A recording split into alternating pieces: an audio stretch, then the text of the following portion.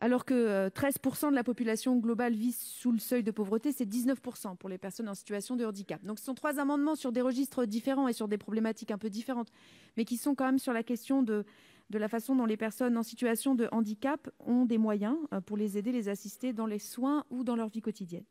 Donc premièrement, c'est sur la question des difficultés financières des personnes atteintes du handicap résultat du syndrome autistique et de leur famille. Car il y a d'importants restes à charge qui sont existants dans les dispositifs d'aide actuels liés au parcours de soins de l'autisme.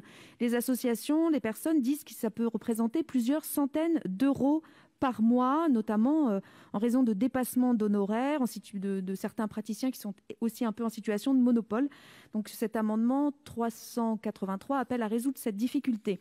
Le 384 pose la question du montant de la pension d'invalidité.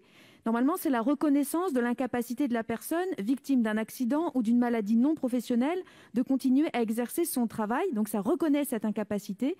Et pour autant, les revenus qui sont conférés sont inférieurs au seuil de pauvreté. Donc là, on est face à une problématique majeure qu'il convient évidemment de réparer.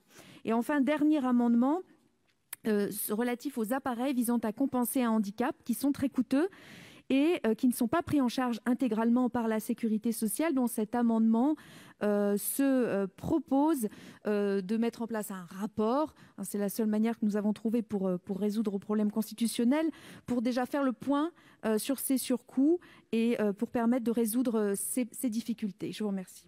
Toujours est-il que la situation des personnes en situation de handicap, dans toute leur diversité, mais les associations le rappellent et se mobilisent, n'est pas bonne dans notre pays, et la mobilisation du gouvernement sur ce sujet n'est pas au niveau de leurs attentes et de la situation en réalité. Donc j'appelle à davantage de mesures. Nous aurons bien sûr d'autres débats sur les questions aussi plus larges de déconjugalisation, etc.